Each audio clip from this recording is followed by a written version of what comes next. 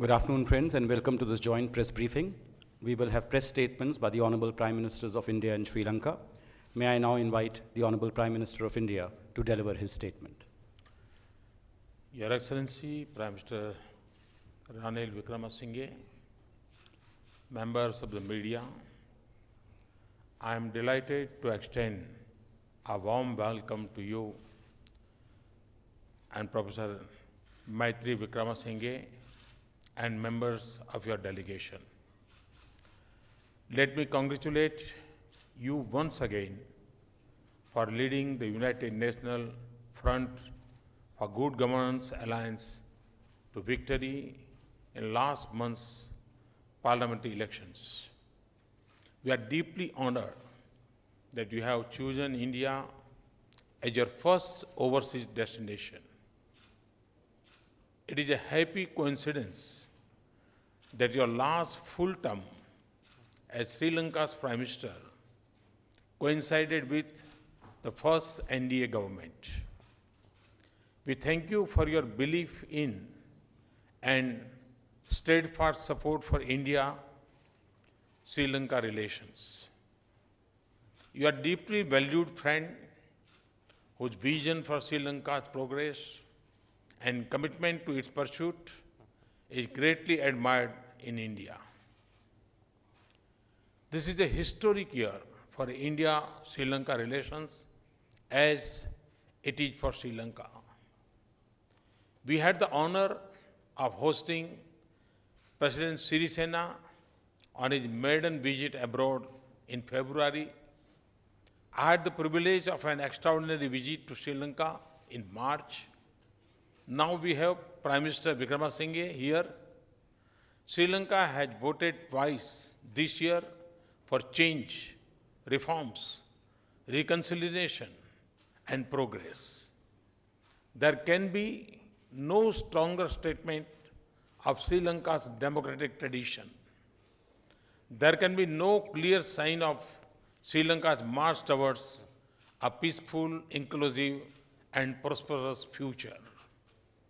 As a close neighbor and friend, we wish Sri Lanka every success, rejoice in your progress, and assure you of India's unwavering support. So we are pleased that the government of Sri Lanka has taken a number of significant steps in recent times. The leadership has shown remarkable political unity at a time of great hope. I am confident that with the wisdom and will of the leadership in Sri Lanka and the support of the people, Sri Lanka will achieve genuine reconciliation and development so that all Sri Lankans, including the Sri Lankan Tamil community, can live a life of equality, justice, peace, and dignity in a united Sri Lanka. Your progress is important for our two countries, South Asia and our maritime region. Prime Minister and I had excellent discussion today. We welcome some significant developments in bilateral relations since March, including the currency swap arrangement. We also express hope that progress on key bilateral initiatives and projects will gather speed now. We both want deeper economic engagement. We would like to see our trade grow and become more balanced for Sri Lanka. We discuss how we can achieve these goals in a more open and competitive Indian market, including through bilateral arrangements for trade and investments. I also sought his support for Indian investors who are keen to participate in Sri Lanka's economic development, especially in infrastructure, energy, and transport sectors. I offered India's full support to strengthen connectivity between our two countries to deepen human and economic links that will benefit all sections of our societies.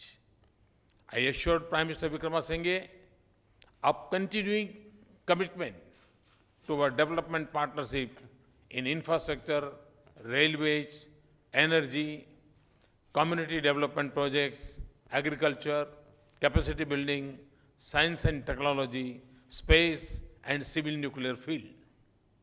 We will continue to nurture people-to-people ties.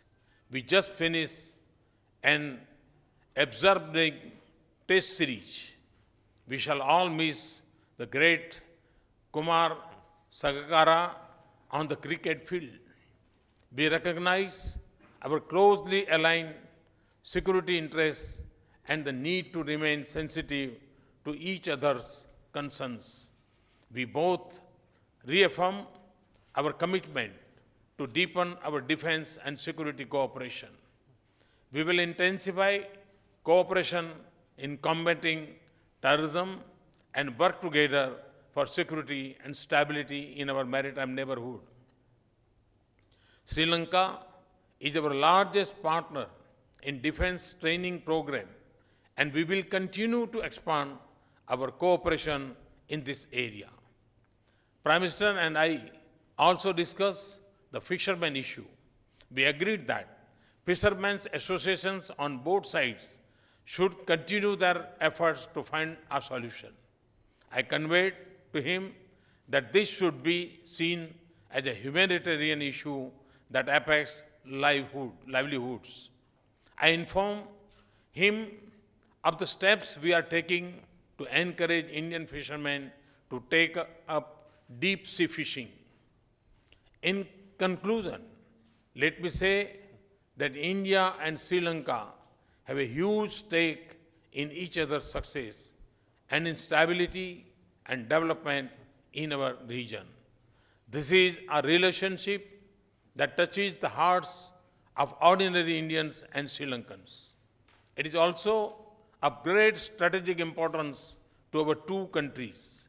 With President Srisena and Prime Minister Wikremasinghe, we can look to the future with great optimism. Thank you very much. Thanks a lot.